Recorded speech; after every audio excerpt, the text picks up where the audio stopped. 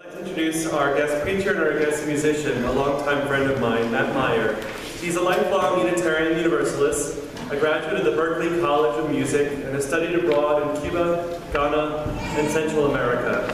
He has led hundreds of services for UU congregations all over the country, which I think means about 3 times as many as I have, and serves on the UU Association's Council for Cross-Cultural Engagement and is active with the UU Musicians Network.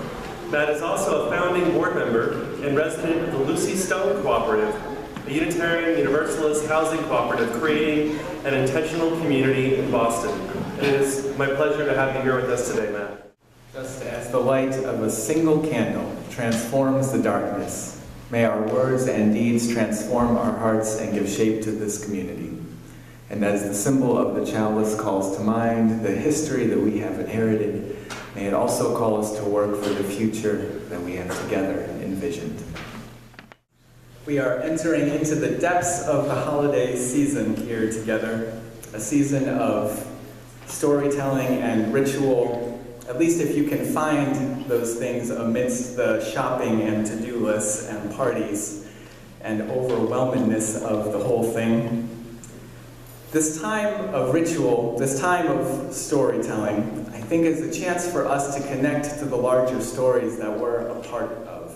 A time to understand ourselves a little bit in the context of our traditions, of our families, of our communities, of our history, and perhaps of our futures together. I have a story about tradition, a story about past ancestors and narratives. It's not exactly a Christmas story, but it'll do. About 10 years ago, I took a semester off of school to go study in Cuba, to study the music there. And in particular, I was there to study the religious music of Santeria, which is a tradition based in polytheistic West African traditions with a little bit of Spanish Catholicism thrown in. The services are centered around a group of drummers that play incredibly complicated rhythms in honor of the various orishas, the gods and goddesses of the tradition.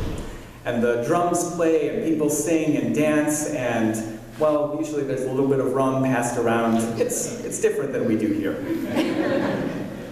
One of the services in particular that has stuck with me was just about this time of year that I attended a service with a group of musicians that were playing and providing the music, but they were a couple people short. And so a little ways into the service, one of the lead drummers did this thing where he pointed at me, and he pointed at a maraca on the floor, and he pointed back at me.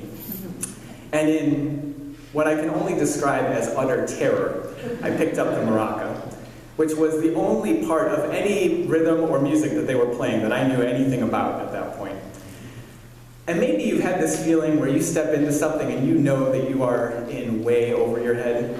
And I started playing the maraca part, but then maybe you've also gotten to this point where a few minutes in, you take a couple deep breaths, and your heart stops racing a little bit, and you get to this point where you think, oh no, I got this. I can do this. In fact, I'm probably just the person for this job. And in my experience, that's usually when everything falls apart. And so it was the case. Just as I got that fleeting moment of confidence, a person nearby me in the service, dancing and singing to the music, began to go into convulsions. And they became possessed by one of the orishas, one of the gods of the traditions. And this spirit was forcing itself into this person's body, seemingly against their will as they fought against it. And I, with all my might, tried to focus on that little maraca part and not get distracted as things seemed to fall apart around me. Even in my anxiety and nervousness and terror in that moment, even in my desperation to not lose the beat, I was awed, though, by the ability of this gathered community to call this piece of divinity to be in the room with us, to call this spirit to join us for the singing and the dancing. What an amazing thing to invite a piece of divinity into the room with us. The orishas of Santeria are very different from the monotheistic idea of God in a lot of ways. The difference between monotheism and polytheism has very little to do with the numbers of gods. It has everything to do with the nature of divinity, though.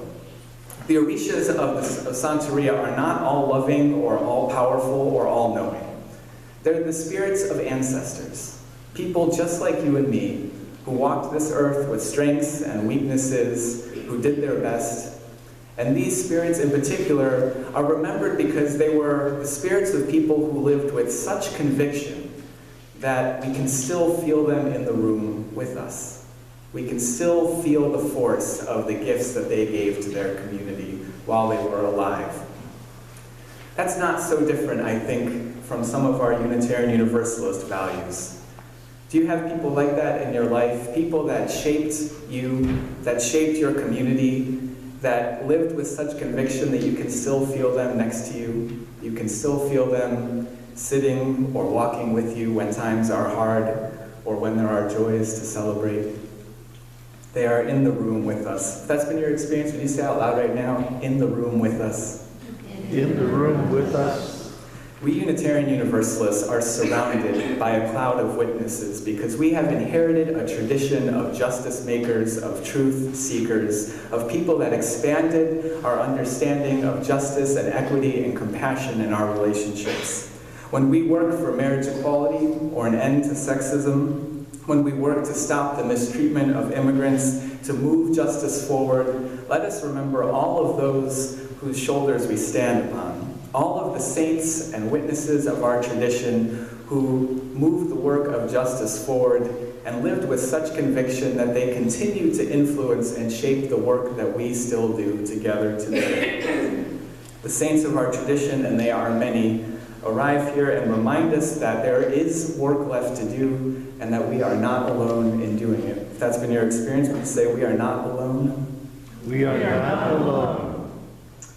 The holidays in particular, as I said, are a time of storytelling and tradition, a time to gather with our families in all their complexity, our families of birth or of choice, and a time to reflect on the stories that we're a part of. We inherited traditions from our families, we inherited values, we inherited habits, some that we carry with us and some that we try to leave behind. Our relationships to traditions, to the world and society that we've inherited is complicated.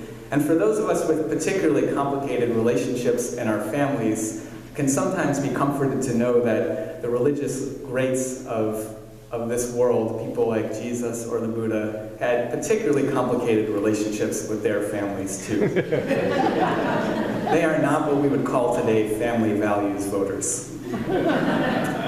But rather, they saw that while there were some traditions to carry forward, some practices that they learned that could move their work towards love and justice, they also saw that a path of liberation sometimes meant charting a different course.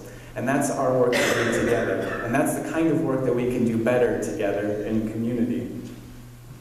For me, growing up in a Unitarian Universalist community meant that every Sunday I would go to a Sunday school and learn about love and justice and tolerance, and that those values were instilled in me early on. But then, as I grew up, I learned that the rest of our world, the rest of our society, didn't always agree with those values. Is that right?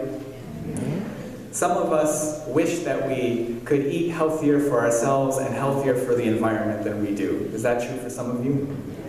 Yeah. Some of us wish that we knew our neighbors or had better relationships with our community members in our neighborhood than we do. Is that true for some of you? Some of us see a world that expands inequality and injustice around us. We see systems of government or corporations or economics that expand injustice, and we feel overwhelmed and angry by the culture that doesn't line up with the values that we learn here on Sunday mornings. Is that true for some of you? That's the kind of work, though, that we can do together. The lessons that I learned outside of church, the lessons about how I'm supposed to be a man and what that means for how I relate to other people in my life, has messed with my ability to be in relationship with women and trans people. The racial segregation in our cities and suburbs have often left me feeling culturally isolated and blinded by inequalities that surrounded me, even as I contributed to them. Our economy of exploitation of the most vulnerable, including the earth we inhabit, is so deeply seated in our lives that even imagining a different way of being together in this world leaves me weary and exhausted. If that's been true for you, would you say weary and exhausted?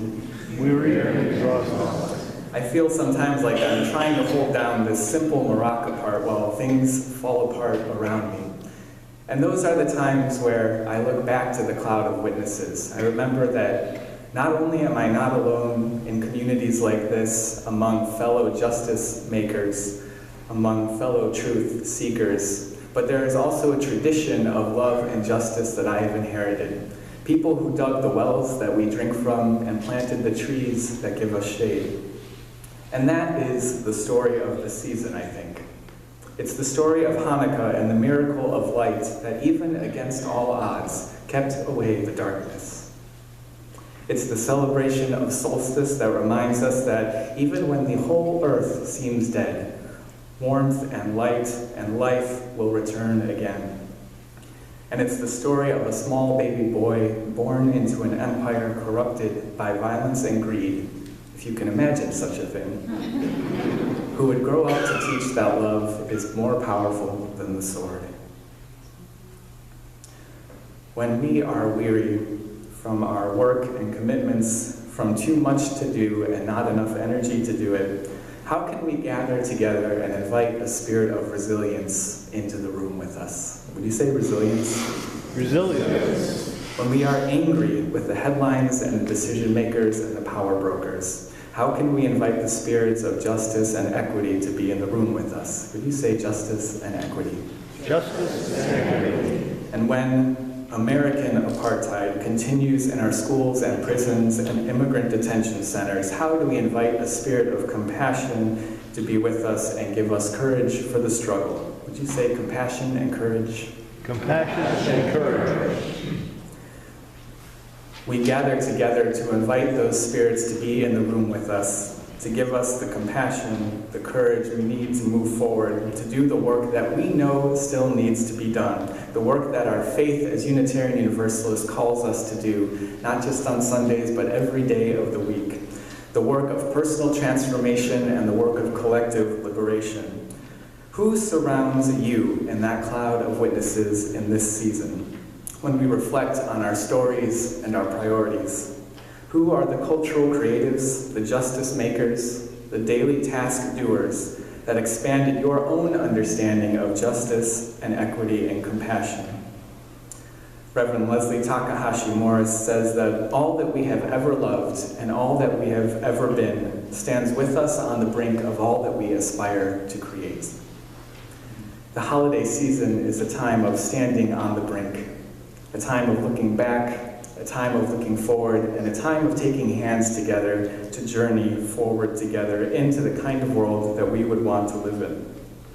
For all of those in our own families who have passed on, for those that are still with us, for all the Unitarian Universalist saints and all the saints of our wider tradition of love and justice, people like Mandela that continue to walk with us, for all the spirits with us in the room today, for all those who have gifted us with their courage and challenged us to live our own truth a little more fully. Let's give thanks and honor them with our silence and with our song, with our words, and then with our actions. May it be so.